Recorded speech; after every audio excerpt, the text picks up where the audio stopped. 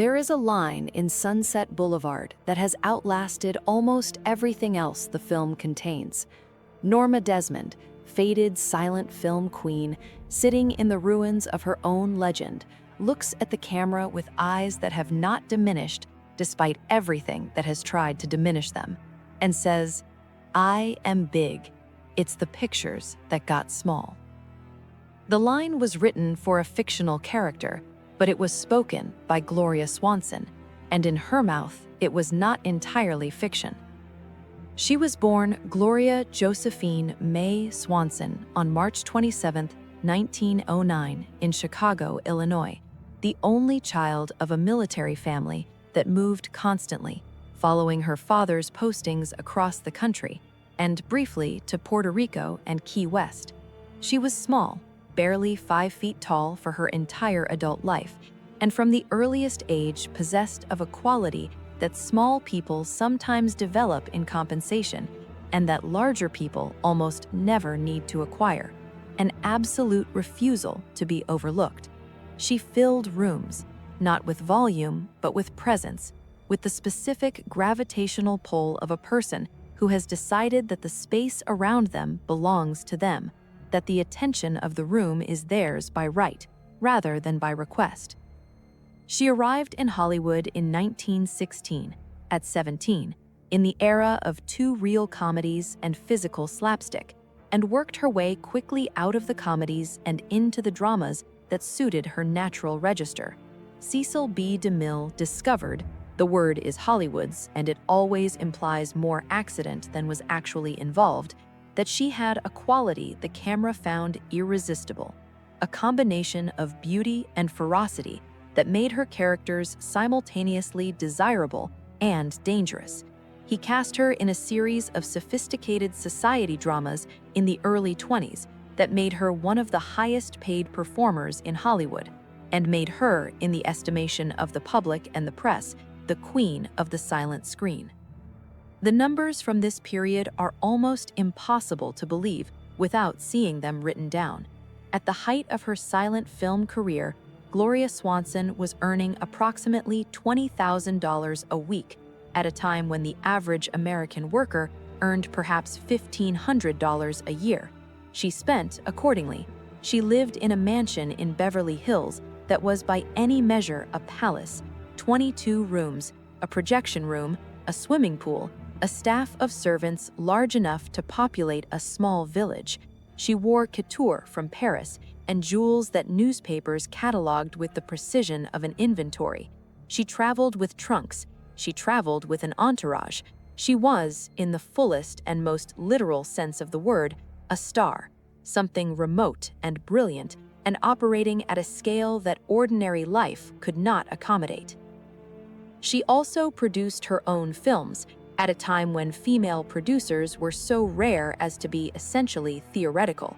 She founded Gloria Swanson Productions, negotiated her own deals, hired her own directors, exercised creative control over her projects with the authority of someone who understood both the art and the business with equal seriousness.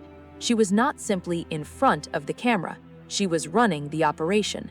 In 1928, she produced Sadie Thompson, based on a Somerset Maugham story about a woman of loose morals confronting a hypocritical missionary, and starred in it and guided it through production with a hands-on involvement that her male counterparts would not have found unusual, and that her female counterparts found almost incomprehensible.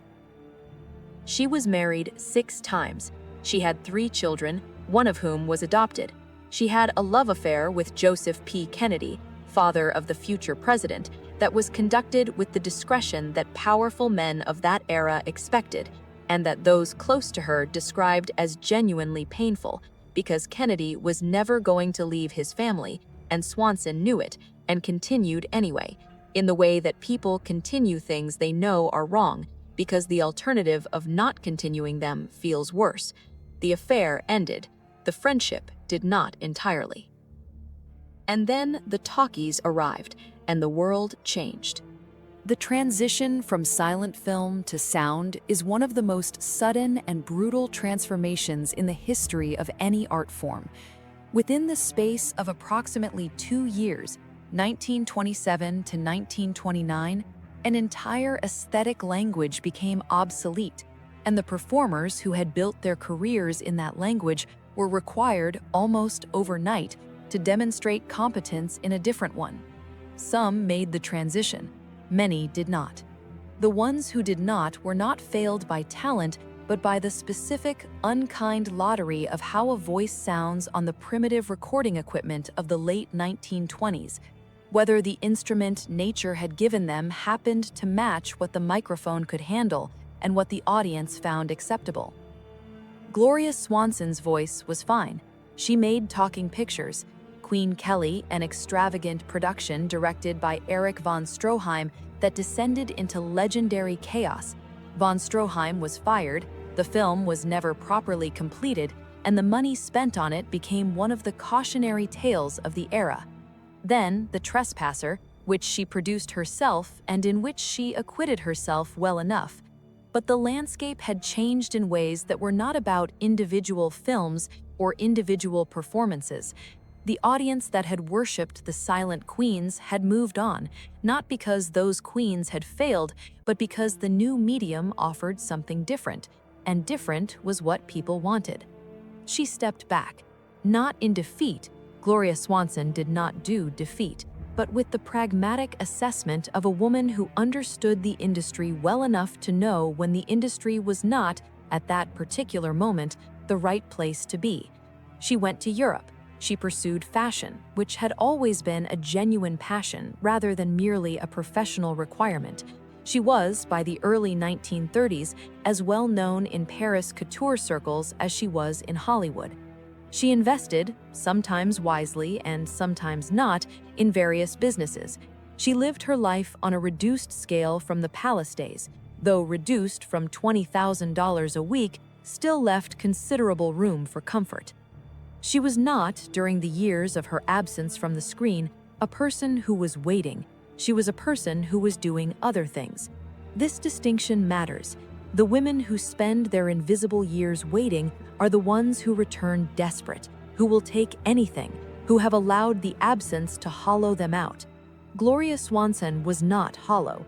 She had filled the years with the same ferocious engagement she had brought to everything else, with fashion and business and travel, and the particular pleasure of a woman who has always known her own mind, operating in environments where that knowledge was useful. And then, in 1949, Billy Wilder sent her a script. Sunset Boulevard was, on its surface, a film about a faded silent film star who refuses to accept that her moment has passed, who lives in a decaying mansion with a butler who had once been her director, who keeps the projection room running and the reels of her old films spinning, who is so thoroughly convinced of her own immortality that reality has stopped being able to reach her. It was a cruel premise, in a way, for a director to bring to a real silent film star. It required the actress to play, in essence, a grotesque version of what she herself might have become. Gloria Swanson took the role and gave one of the greatest performances in the history of cinema. What she understood, and what makes the performance so extraordinary, is that Norma Desmond was not a joke. She was not a cautionary tale. She was a woman of genuine talent and genuine passion, whose tragedy was not that she had loved fame too much, but that the world had loved her and then stopped. And the stopping had been arbitrary and cruel, and entirely out of proportion to any failure on her part. The pictures hadn't gotten better, they had simply gotten different. And Norma Desmond, in refusing to accept that different was better, was not deluded. She was, in her way, right. Gloria Swanson played this with every year of her own experience behind it, with the knowledge of what it felt like to be the center of the world's attention, and then not, to have filled a palace, and then to have left it, to be a woman whose face and talent and force of will had then for a decade the most valuable things in the most glamorous industry on earth, and then to have been told, more or less politely, that the moment was over. She did not play Norma Desmond from the outside. She played her from the inside. The film was released in 1950 and was received as a masterpiece immediately by critics and audiences and the industry itself. Gloria Swanson received her third Academy Award nomination. She did not win. She lost to Judy Holliday for Born Yesterday, in what became one of the discussed upsets in Oscar history. But the nomination and the film and the performance did something more durable than a win. They permanently altered the way the culture saw her. She was no longer the faded queen. She was the woman who had come back and shown what she was made of, and what she was made of was, it turned out, extraordinary. She did not retreat into the legend. She continued, working in theater, in television, in occasional films, maintaining the engagement with the present that had always characterized her relationship with time. She became, in the 1950s and 1960s, one of the most prominent advocates for organic food and nutritional health in America, decades before either concept had mainstream currency, at a time when telling people that what they ate was connected to how they felt was considered eccentric at best and dangerous at worst. She testified before Congress on food safety. She wrote about nutrition with the same authority she brought to everything else. She was right about it, as she was right about most things, and the world caught up to her eventually, as it tends to do. She married for the sixth and final time in 1976, at the age of 76, to writer William Dufty, who had collaborated with her on her memoir and who was 21 years her junior, because Gloria Swanson had never in her life made a decision based on what people would think of it, and she was not about to start. She died on April 4, 1983, in New York City at the age of 84, of a heart ailment. She had been, until close to the end, entirely herself, opinionated, engaged, present, refusing the diminishment that age applies to people who allow it. She had been the greatest of the silent queens, the producer when women did not produce, the exile who came back, the actress who played a faded star and proved in the playing that she had never faded at all. She had been ahead of her time in nutrition and in business, and in the conviction that a woman's creative and commercial intelligence deserved the same respect as any man's.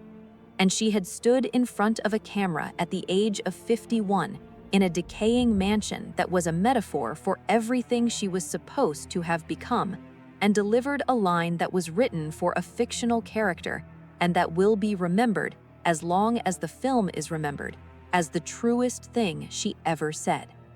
"I am big. It's the pictures that got small." She was big.